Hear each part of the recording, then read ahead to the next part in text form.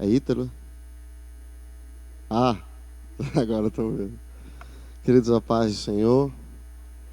Vamos abrir a Bíblia no livro do profeta Samuel, 1 Samuel. Quero agradecer a Deus pela honra de estar aqui nesta noite com os irmãos. Cheguei assim, irmãos, em cima da bucha por alguns imprevistos. Quer dizer, parte imprevisto, parte previsto, né? Previsto é o horário que eu tenho que deixar a minha família lá na congregação. Minha esposa não pôde estar aqui em virtude que hoje as mulheres estão louvando a Jesus e ela ensaiou com as mulheres e também os meninos que fazem parte do coro infantil. Então eles estão louvando e eu não ia tirar eles dessa oportunidade. É bonito ver as crianças, os filhos da gente, né, louvando a Jesus.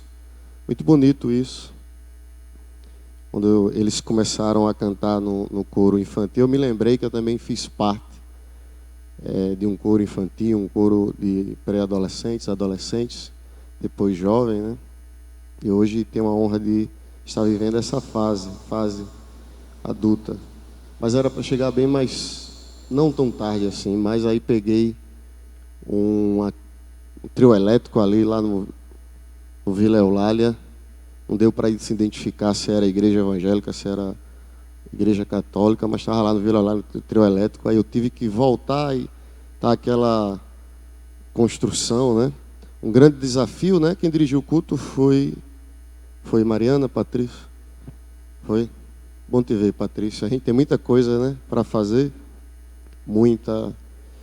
Eu queria, antes de ministrar a palavra, me dirigir aos jovens da igreja, especificamente aos que congregam aqui na nossa igreja sede, que todo conceito ele se constrói à base de relacionamentos.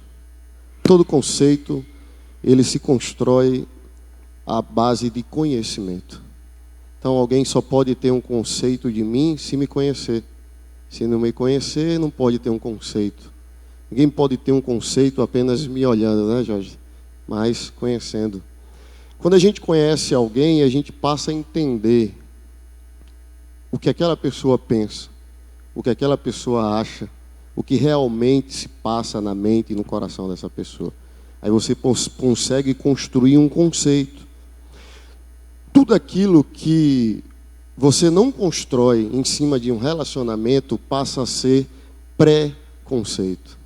E o preconceito, irmãos, ele é uma coisa interessante, porque o preconceito, ele, na maioria das vezes, ele é falso. Aliás, na totalidade, ele é falso. E o preconceito nos impede de viver coisas boas, nos impede de crescer, de desenvolver. Isso é ruim. O que esperar, pelo menos é isso que eu penso, o que esperar de um pastor que vai tomar conta de jovens? Que ele seja divertido? Parece que só um pouquinho, né? Para quem me conhece na intimidade. Que ele goste de lazer? Gosto. Não sou muito de sair não, mas gosto. Que ele seja um esportista? Então estou bem, porque eu corro todos os dias. Corro, nado, jogo futebol. Tenho atividade física no meu DNA.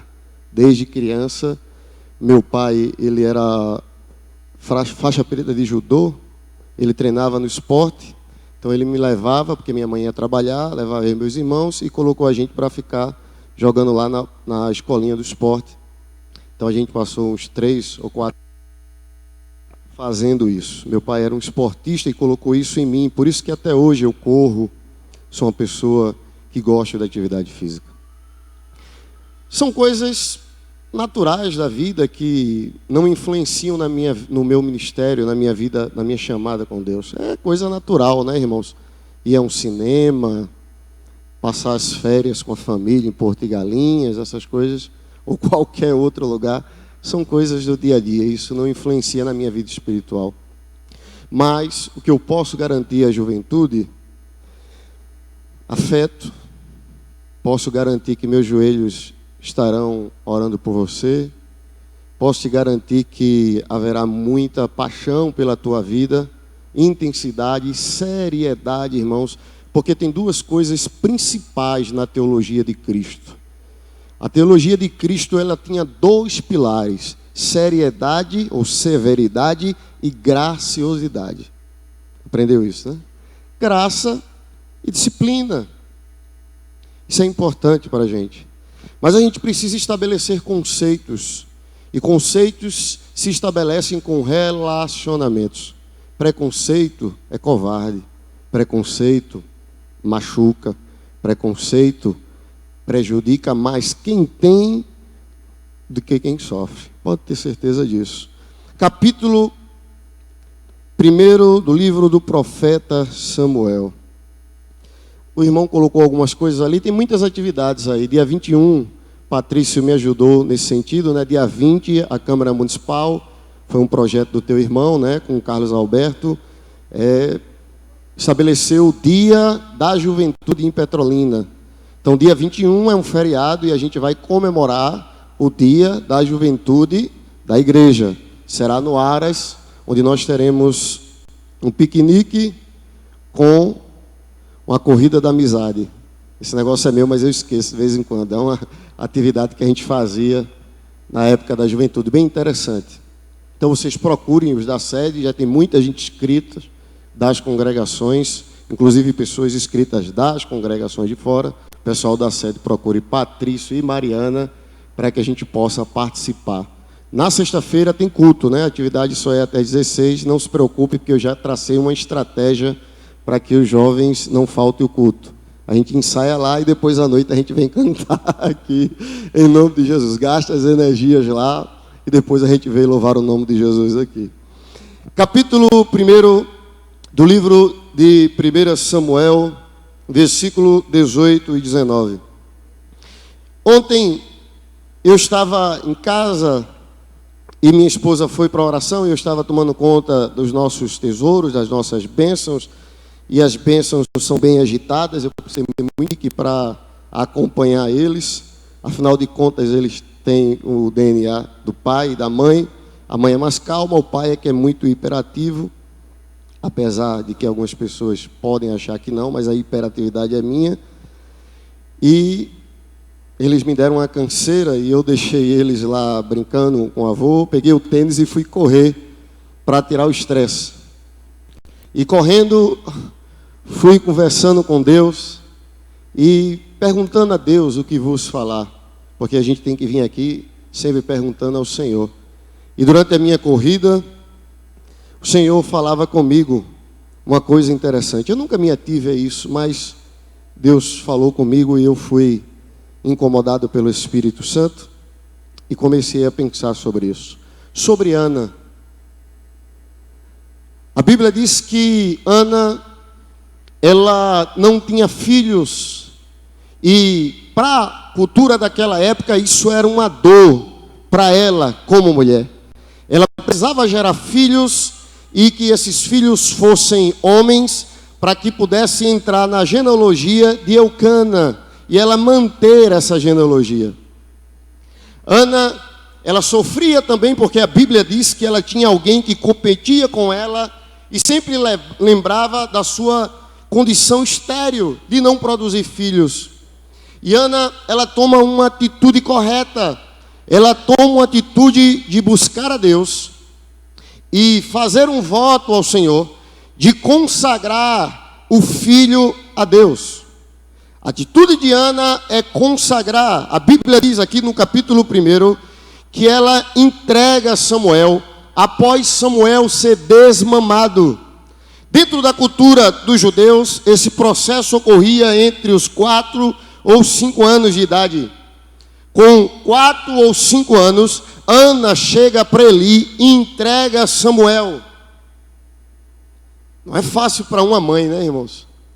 Você esperar tanto por um filho e depois que você tem o filho, você entregar o filho ao sacerdote, ao sumo sacerdote. Mas Ana toma uma decisão que nós, como pais, também devemos fazer. Claro que no sentido espiritual, Ana faz no sentido espiritual, mas ela materializa, ela entrega Samuel para servir no tabernáculo. O papel de Samuel agora com 5 anos de idade é lavar os pés do sumo sacerdote, é limpar o tabernáculo, é servir no tabernáculo. Desde criança Samuel aprendera com a sua mãe que a vida dele deveria ser devotada a Deus na sua totalidade. Mas preste atenção numa coisa, a decisão é de Ana, é da mãe. Como pai, eu tenho que tomar essa decisão pelos meus filhos, a decisão de consagrá-los e entregá-los a Deus. A quem você tem consagrado os seus filhos? Irmãos, a gente planeja tanta coisa para os nossos filhos. A gente planeja a faculdade, a gente planeja a vida dele, planeja tantas coisas, fica preocupado onde ele vai estudar, com quem vai casar. A gente se preocupa com tantas coisas, mas a preocupação de Ana é consagrar Samuel a Deus. E o versículo 18 diz assim: e disse ela: ache a tua serva graça aos teus olhos. Assim a mulher se foi, o seu caminho comeu, e o seu semblante já não era triste. E levantaram-se de madrugada e adoraram o Senhor. E voltaram e vieram à sua casa a Ramá. E Elcana conheceu a Ana, sua mulher, e o Senhor se lembrou de Ana. Olha que coisa bonita, irmãos. A madre dela fechada. Ana toma uma atitude de consagrar o fruto da madre a Deus. Quando ela toma essa decisão, a Bíblia diz que o Senhor se lembrou de Ana. É claro que essa expressão é uma expressão para mim e para você entendemos, porque Deus não esquece de nada. A grande questão é que quando Ana, ela entrega o que está dentro de si, ou aquilo que pela fé será gerado, é como se no mundo espiritual ela abrisse a porta da bênção. Porque quando a gente compreende que aquilo que está sendo gerado pela promessa de Deus só pode ser aberto quando a gente compreende que tudo que nós temos pertence ao Senhor, é dele, é para ele e é por ele, só dele. Eu gostaria de chamar você para, no capítulo 2, também, vira a tua Bíblia aí, a folha, versículo 18 diz assim, do capítulo 2: porém, Samuel ministrava ao Senhor, e ainda jovem, vestido com éfode de linho. Olha que coisa bonita, irmãos. Preste atenção nos detalhes da Bíblia. A Bíblia diz assim: e sua mãe lhe fazia uma túnica. O que é que está escrito aí? Ela lhe fazia uma túnica pequena. De ano em ano lhe trazia quando seu marido subia a sacrificar o sacrifício anual. Olha o que Ana faz, irmãos. Foi nesse detalhe que eu me apeguei. Eu me apeguei que Ana entrega Samuel ao tabernáculo. E ela volta para casa e vai viver a vida dela. A Bíblia diz que Deus abençoou Ana e ela teve, fora Samuel, 3 filhos varões e 2 filhas. Deus, quando ela consagrou Samuel, Deus abriu tudo. O problema dela era o ventre dela é estéril. Quando ela entrega Samuel, ou ela promete, ou ela, na mente dela, ela estabelece esse propósito, Deus abre tudo, e agora ela tem mais 5 filhos. Mas ela não esquece de Samuel. A Bíblia diz que, todos os anos, quando Elcana subia para adorar a Deus, nas festas que eram obrigações dos judeus subir, Ana vinha e trazia uma túnica pequena e colocava em Samuel. No outro ano, Ana trazia uma nova túnica. E os anos iam passando e ela ia trazendo uma nova túnica. Só que Samuel ia crescendo, mas Ana ia trazendo uma túnica. Samuel ia se desenvolvendo dentro do ministério do tabernáculo, fazia serviços voltados para a tribo dele, que era a tribo de Levi, mas da família de Coate. Ele não foi chamado para ser sacerdote, mas para ser servo de sacerdote. Mas todo ano ia lá, pegava a túnica e colocava em Samuel. Só que a Bíblia diz assim: Ana fazia, vamos repetir? Ana, mais uma vez, Ana fazia o que, irmãos? A túnica. Ela não mandava fazer, ela fazia, porque a responsabilidade era dela. E tem um termo na vida militar que diz assim: responsabilidade não se transfere, não se delega, é sua. Ana sabia que a responsabilidade de fazer a túnica era dela, porque afinal de contas Samuel era filho dela. E nós vivemos uma época onde nós transferimos responsabilidade. A gente quer que o professor da escola bíblica ensine aos nossos filhos, mas a gente não quer ensinar em casa. A gente quer que o professor eduque os nossos filhos, mas a gente não quer educar em casa. A gente quer que o pastor traga os princípios e coloque de goela abaixo santidade nos nossos filhos, mas a gente não apresenta um projeto de santidade em casa. Só que a Bíblia diz que Ana fazia, ela costurava com as próprias mãos. O menino crescia, precisava de uma túnica maior, e ela sabia, ela ia lá e fazia outra. Só que tem um detalhe no texto, irmãos, preste atenção. O versículo anterior diz que ela fazia um éfodo de linho puro.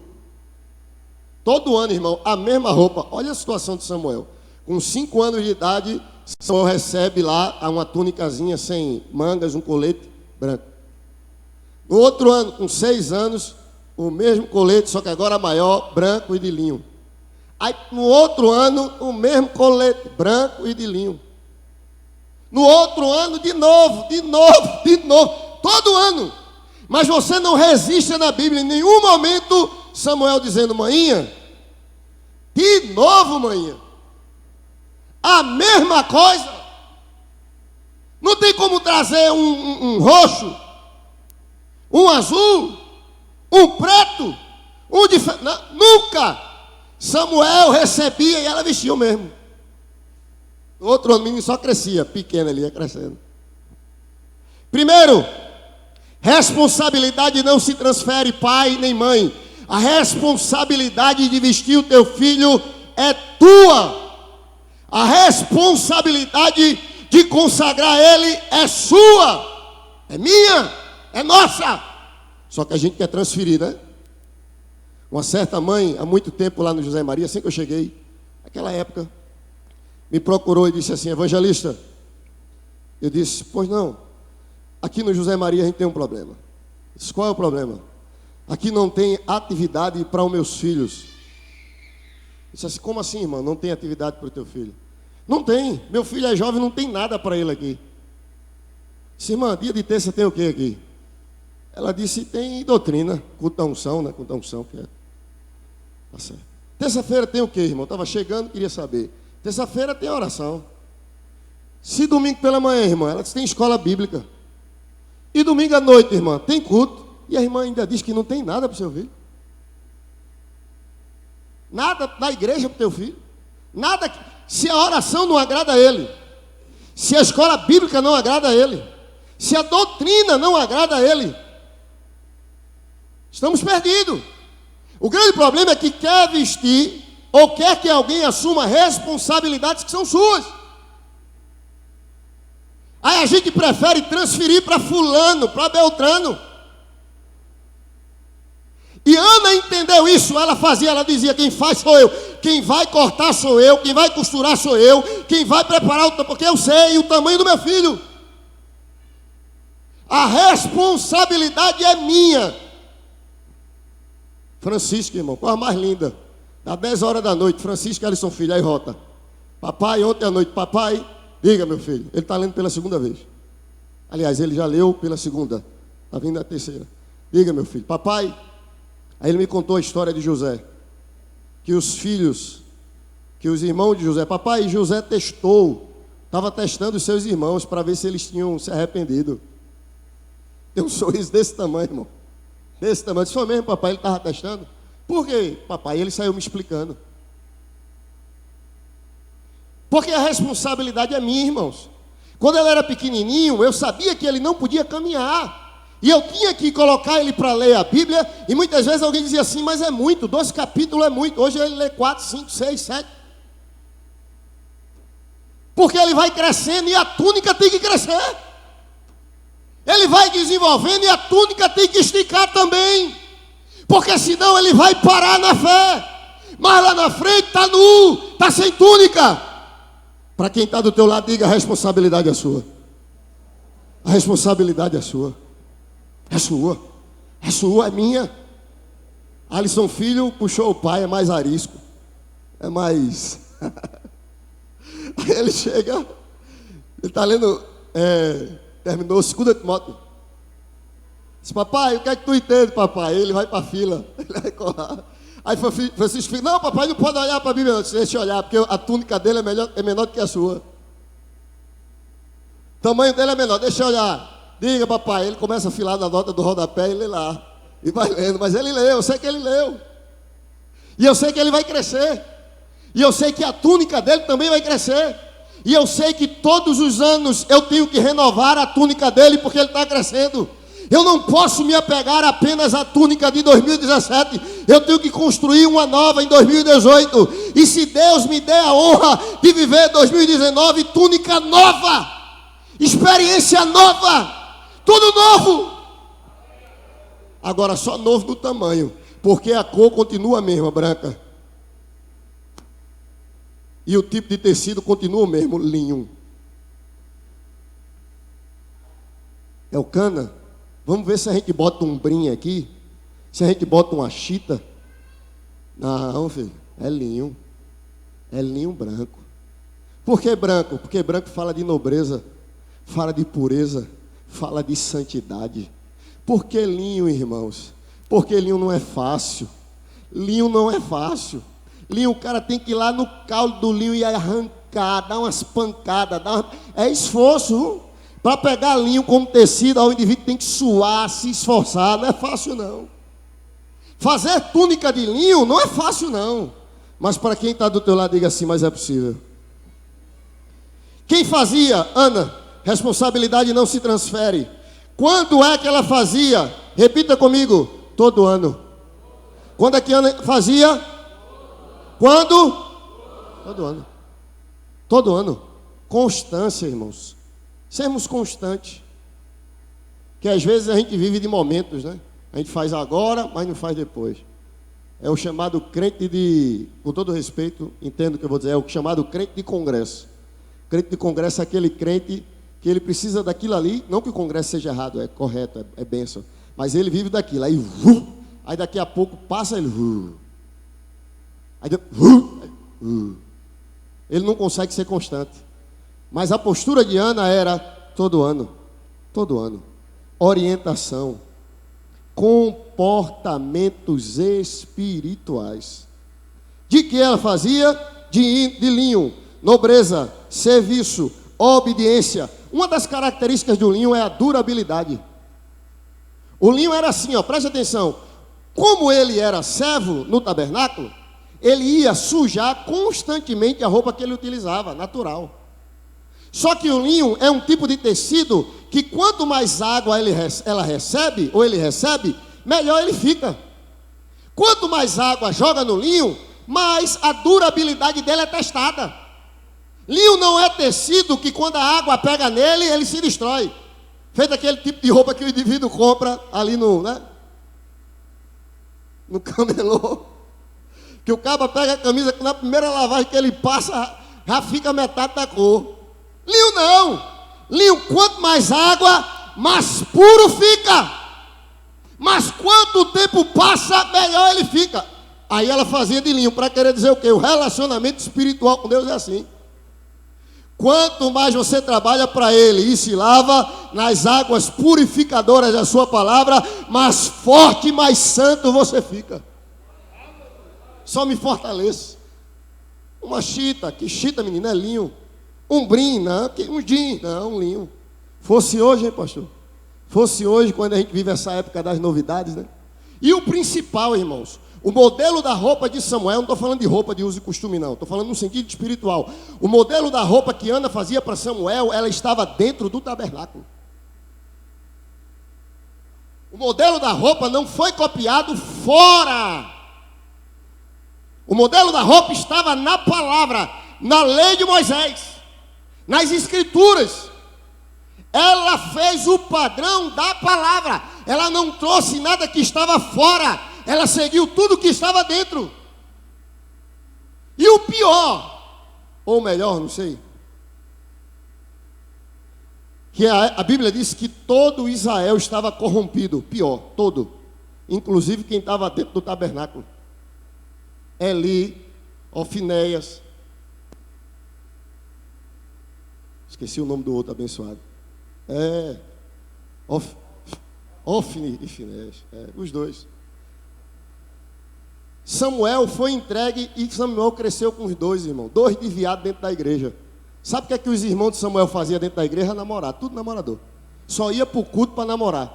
Os bichinhos eram tão namorador que se fazia fila na porta do tabernáculo para namorar com eles. Samuel pequenininho, Ofni e Finéias, namorador, não podia ver uma mulher. E ainda trazia para dentro da casa do Senhor. Samuel cresceu num ambiente desse. Samuel cresceu num ambiente onde os irmãos dele adotivos, tudo namorador, tudo desviado, ladrão de oferta, ladrão de sacrifício. Samuel nunca pegou um pedaço de uma oferta. Samuel nunca piscou um olho para uma menina dentro da igreja. Samuel só vivia dentro da igreja para servir, para adorar, para lavar o pé do sacerdote, para trocar água, para cortar a lenha, para carregar a lenha. E usou tudo namorador. O que é que eu quero dizer com isso, irmãos? Que tem muita gente que se deixa influenciar e muitas vezes bota a culpa no outro. Não, pastor, mas todo mundo faz. Olha o que a Bíblia vai dizer, irmão, que coisa linda, ó. Capítulo 2, do versículo 12 até o versículo 17, vai descrevendo a desgraça da vida de Ofni e Finéias, irmão. Namorador, prostitutos, ladrões, usurpadores de adoração, mentirosos, desobedientes, não respeitavam a autoridade do pai, irreverentes.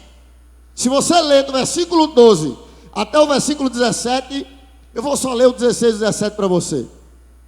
Olha o que diz o 16. E dizendo o homem disse: quem primeiro a gordura de hoje, queime primeiro a gordura de hoje, e depois toma para ti quanto desejar a tua alma. Então ele lhe disse: não, agora o hás de dar, e se não, tomarei por força. O cara dizendo: pelo amor de Deus, eu trouxe isso aqui para sacrificar para Deus. E ele dizia: o negativo é nossa. Se você não der por bem, dá por mal. Olha o que a Bíblia diz. Era, pois, versículo 17, era, pois, muito grande o pecado desses jovens perante o Senhor, porquanto os homens desprezavam a oferta a Deus. A Bíblia diz que o pecado desses homens era um pecado grande diante de Deus. Agora olha o versículo 18. A Bíblia dizendo: Samuel lá, irmão, desde os 5 anos de idade, 4, 5 anos de idade, crescendo, vendo tudo isso, nesse ambiente. Olha o versículo 18. Lê comigo aí.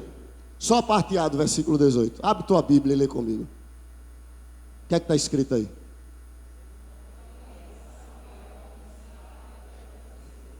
Não, só a parte A. Diga com muita força assim: porém. Segura. Vamos lá, vamos testar esse negócio aqui, vamos melhorar, né?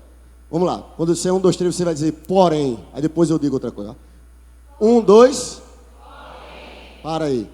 Agora, 1, 2, 3. Samuel.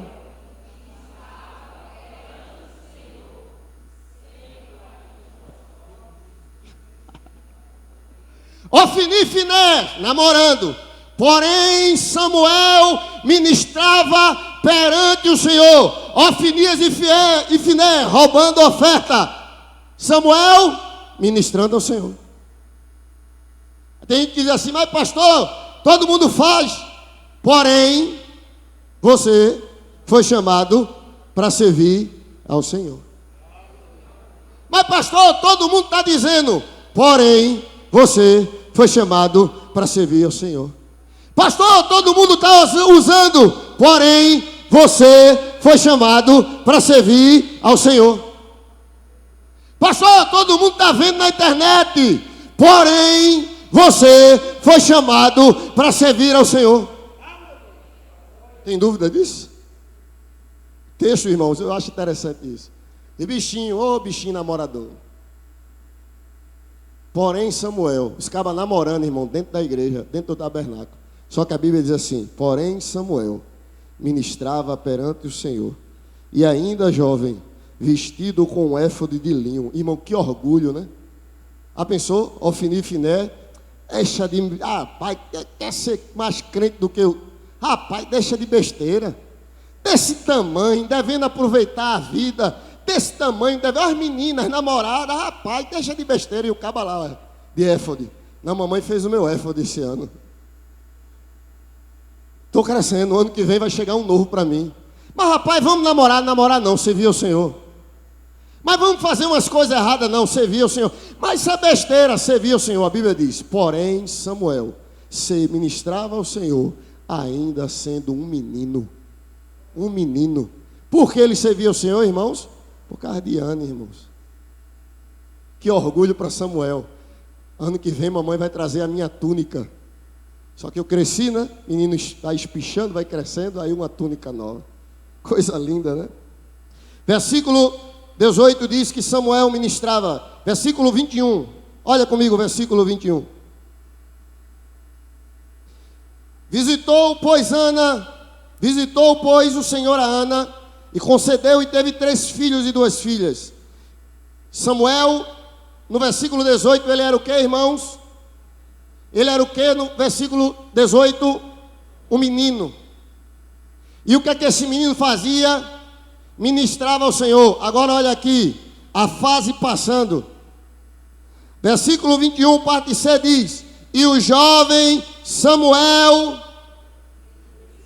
o que é que acontecia com o jovem Samuel? Quando o menino ministrava, vestido de um éfode de linho puro, aí a Bíblia diz que o tempo passou, Ana teve 3 filhos e 2 filhas. Agora o menino virou um jovem. A Bíblia diz, e o jovem Samuel crescia diante do Senhor. Coisa bonita aí. Menino. Só que quando ele era menino, ele ministrava vestido. Aí agora a Bíblia diz, Samuel, o jovem Samuel, crescia diante do Senhor. Versículo 26.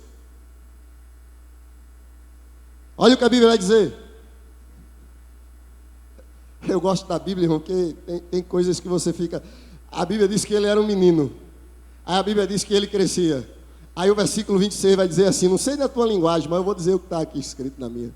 E o jovem Samuel continuava crescendo.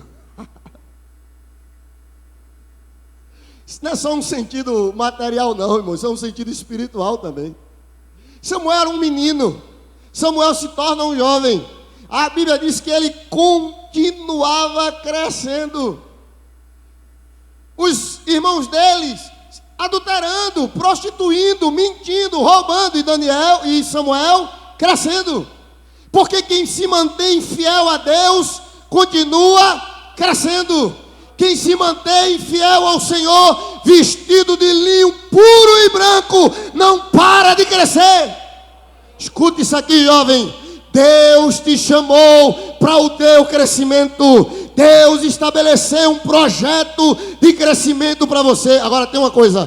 Primeiro você se torna santo. Depois você vai crescendo. Para quem está do teu lado, linho branco. Certeza de crescimento. Todo ano o menino saia crescendo, irmão. Crescendo. Hoje em dia, né? Pai e mãe tem muito. A gente tem uma coisa interessante, irmãos. Isso é influência muito. Estou falando de política, não. Isso é influência desse sistema permissivo, desse sistema de esquerda que o Brasil implantou nesses 10, 15, 20 anos. Onde você destruiu, para aqueles que estudam sociologia, filosofia, sabem o que eu estou dizendo? Destruir um princípio que Deus não abre mão, chamado princípio de autoridade. Hoje a gente já não respeita, a gente não vê as pessoas respeitando as autoridades. E eu falo autoridade dentro de casa, e o pior, pais que aceitam que esses princípios sejam quebrados. Princípios que não fui eu que inventei, foi Deus. Lá no livro de Judas diz isso, irmão. No livro de Judas, quando Moisés morreu, está lá escrito. Chegou Miguel e o diabo, leva o corpo, tira o corpo, é meu, é teu, é teu, é meu. O diabo naquela briga todinha, e Miguel lembrou-se de um princípio que não muda. O princípio da autoridade. Miguel olha para ele e diz: o Senhor te repreenda. Aí ele solta. Por que ele soltou? Porque ele não podia desobedecer um princípio de autoridade. Ou quando a gente bota a mão na cabeça de um endemoniado, e a gente fala assim: sai no nome de Jesus. Por que ele sai? Por causa do princípio de autoridade. Senão o cara vai fazer feito os filhos do sacerdote. Sai no nome do Deus de Paulo. Sai, os cabas, tome peia. Pá, pá, pá. Os caras chegaram tudo azunhado de uma menina. Foi isso, menino. Agarraram uma peia. Princípio de autoridade, irmãos. Samuel compreendia perfeitamente isso. Hoje a gente quebra. Eu conheci uma jovem que a gente lutava muito pela vida espiritual dela, e a gente pregava a palavra, e a vida dela não melhorava, até que um ponto ela entrou no fundo do poço. E ela chegou numa situação tão ruim, pastor, que quando eu vou falar com ela e com os pais, eu passei a compreender, irmãos, porque ela estava assim. E eu dizia a ela: filha, quantas vezes te orientei, quantas vezes te falei, não é certo, não faz isso, não continua nisso. Mas o que acontecia?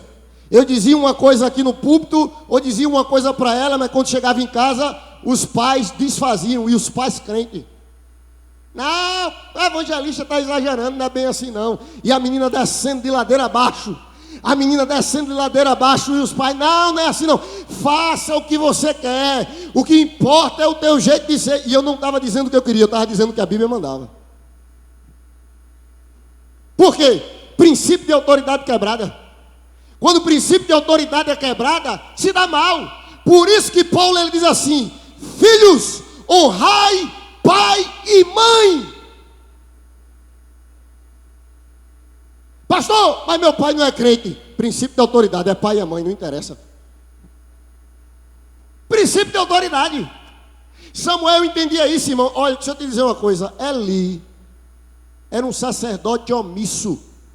Eli viu os filhos fazendo e não fazendo, pintando e bordando, e olha, mas você nunca vai encontrar Samuel falando mal de Eli. Você nunca vai encontrar Samuel questionando a autoridade de Eli. Isso é uma coisa tão perceptível na Bíblia, que quando ele tem a revelação, Deus fala com ele, e Deus manda ele dizer Eli, Deus manda ele dizer Eli. Ele tinha tanto respeito a Eli que ele ficou calado. Ele tinha tanta submissão a Eli que ele ficou calado. Teve que ir ali no outro dia cutucar ele. Ai, Samuel, conta o que foi. Conta, Samuel. Aí ele contou. Porque ele tinha o quê? Respeito. Ele compreendia isso. E mais lá na frente, quando o povo vai se reunir em Gilgal para declarar Saul como rei, ele diz assim: fui jovem. Hoje sou velho, fui jovem, durante toda a minha mocidade servir ao Senhor, sem nunca transgredir o mandamento dele. Chegou a velhice com uma estrada construída em cima de santidade, reverência, obediência, submissão. Bem, mas eu, segundo os meus conceitos, eu não concordo. E só afundando, né? Eu não concordo, e só afundando. Eu não concordo, e só afundando. Eu não concordo, e só afundando. Porque nós estamos, irmãos, querendo ouvir aquilo que a gente quer ouvir. Eu estava esses dias agoniado, fiz até uma pergunta ao meu pastor, não sei se ele lembra, para saber se a culpa era minha. Fiz uma pergunta a ele. Faz uns dias que eu fiz uma pergunta. Ele me explicou, segundo o entendimento dele. E eu estava angustiado, eu estava orando ao Senhor, orando, e conversando com a minha esposa, e orando, eu disse, meu Deus, Senhor, me diga, Deus, porque o desejo do meu coração é te agradar, só isso, Senhor. E eu preciso saber, o que é que está errado, Deus? Onde é que precisa melhorar, Senhor? Porque minha avó me ensinou assim, quando eu era criança, minha avó dizia assim, quando tu for orar, tu ora assim, Senhor, se há alguma coisa em mim que não te agrada, até hoje com 40 anos eu faço isso, quando era criança. Senhor, se há alguma coisa em mim que não te agrade e eu não esteja percebendo, me revela. Mas não me permita, Senhor, entristecer o teu coração. Até hoje eu faço essa oração. Aprendi com ela, lá atrás. E eu estava despreocupado quando alguém disse assim, eu estava num lugar com a minha esposa. Quando alguém disse assim, estão te chamando ali. Eu digo, você e sua esposa. Eu fui. Quando eu fui, irmãos, eu nunca vi uma mulher tão alta. Faz tempo que eu não vejo uma mulher, a irmã Glaucineide é alta, mas essa mulher era muito alta. Ela era tão alta que eu fiquei quase com torcicola assim de olhar. E ela falando para mim de cima para baixo com o dedão assim, e dizendo assim para mim, assim diz o Senhor. Isso. Aí eu fazia, minha esposa olhava para mim e eu dizia, pois não, pode falar, Deus. No final o Senhor disse assim para mim, não mude, continue pregando a minha palavra. Quem quiser ouvir, ouça. Quem não quiser ouvir, não ouça. Eu só precisava daquilo. Aí eu entendi, irmãos, onde é que a gente tem que chegar. Porque às vezes a gente se amansa no mau sentido, não no bom sentido, que a gente tem que ser manso, de às vezes se preocupar muito com o que as pessoas pensam, deixam de pensar, porque às vezes a gente quer, muitas vezes, agradar as pessoas, e não é esse o objetivo. O objetivo é ministrar a palavra do Senhor. O objetivo é trazer as verdades das Escrituras. Porque a Bíblia diz assim, quem tem ouvidos, ouça o que o Espírito diz à igreja. Quem quiser ouvir, ouça. Samuel era submisso. Capítulo 3, versículo do 1, parte B. Samuel ouvia a voz de Deus. Samuel era juiz e profeta. Fica de pé, eu vou terminar aqui. Eu só queria ser bem simples nessas colocações. Nós precisamos estarmos prontos. Eu fico imaginando, irmãos, pensando, que situação, hein? Situação de ano. Todo ano a bichinha chegava lá e colocava a túnica branca. No outro ano, branca de novo. No outro ano, branca de novo. Só mudava o tamanho. A única diferença era o tamanho da túnica. Mas a cor era a mesma, o tipo de tecido era o mesmo e quem vestia era o mesmo. Sabe qual foi o resultado, irmãos? Samuel se tornou profeta e juiz de Israel. Que coisa linda para uma mãe, irmãos. Saber que o filho dela se tornou profeta e juiz de Israel. Às vezes a gente fica sonhando tanta coisa para os nossos filhos, né? A gente sonha que nosso filho seja médico.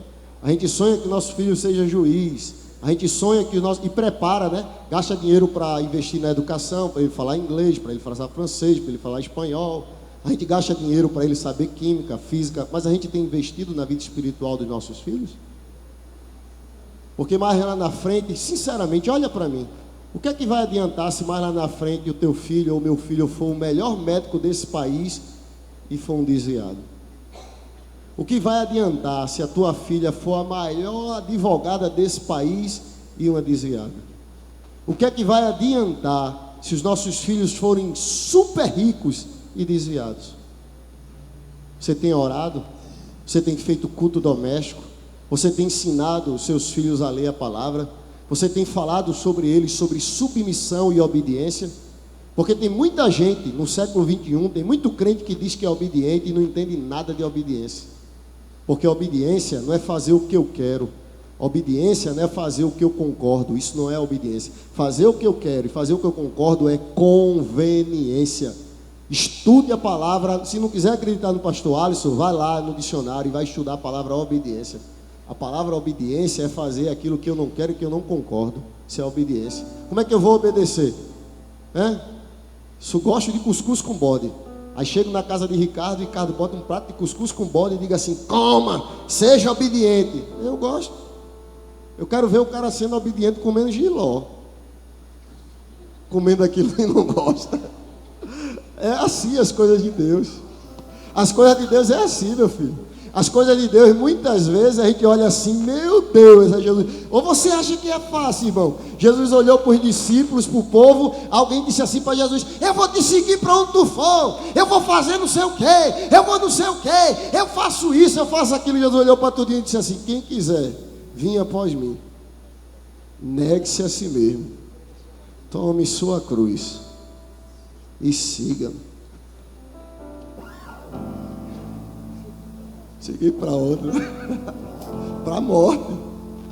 Seguir para onde? Isso é, vê a obediência. Se ele dissesse assim: quem gosta de mim aí, vamos ali fazer um churrasco de peixe. Aí, tá, vamos lá. Ele disse: quem quiser vir após mim. Vocês estão dizendo que me ama? Ama. Tá bom, todo mundo me ama, né? Então quem me ama aí? Quem disse que me ama? Levanta a mão. Foi. Toma a tua cruz. Venha após mim, siga-me. Aí o pastor diz: seguir para onde? Seguir para a morte, seguir para o Calvário. Olha que coisa bonita. Mas para quem está do teu lado, diga assim: a história. Diga assim: a história não termina no Calvário. Não termina no Calvário. Mais uma vez, para quem está do teu lado, a história não termina no Calvário. Eu posso falar uma coisa aqui antes de terminar?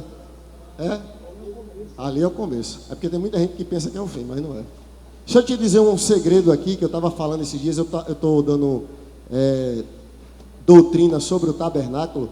E esses dias eu estava, não sei se, acho que sim, porque vocês têm aqui um grande mestre. Mas vocês lembram que na cruz do Calvário,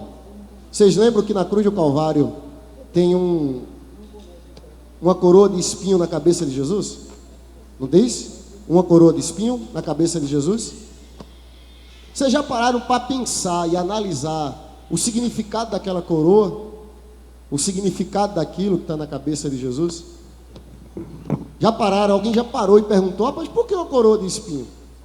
Por que de espinho? Não podia ser de outra coisa? Não, deixa eu te dizer uma coisa.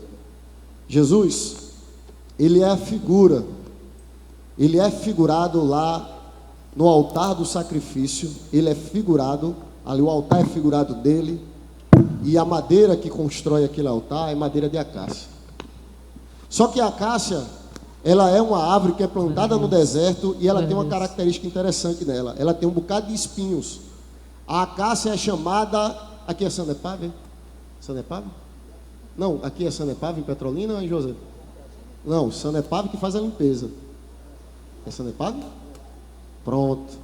A acácia é como se fosse a Sanepave do deserto.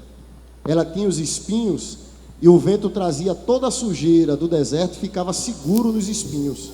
Se fosse hoje, saco plástico, papel, ficava seguro nos espinhos. Então ela era considerada como se fosse aquela que fazia a limpeza. Aquela coroa na cabeça de Jesus simbolizava isso. Simbolizava que o vento do Espírito de Deus estava trazendo os pecados da humanidade e colocando sobre Jesus.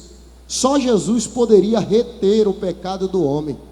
O rapaz que era o carrasco, que pensou que estava caçoando de Jesus quando ele colocou a coroa de espinho, não. Ele estava cumprindo os tipos e as sombras da Bíblia Sagrada e mostrando que, seguindo Jesus em obediência, irmão, todos os nossos pecados estarão seguros por Ele. E hoje nós somos livres para adorar a Deus. Somos livres. Cadê o ministério do louvor? Vamos louvar a Jesus.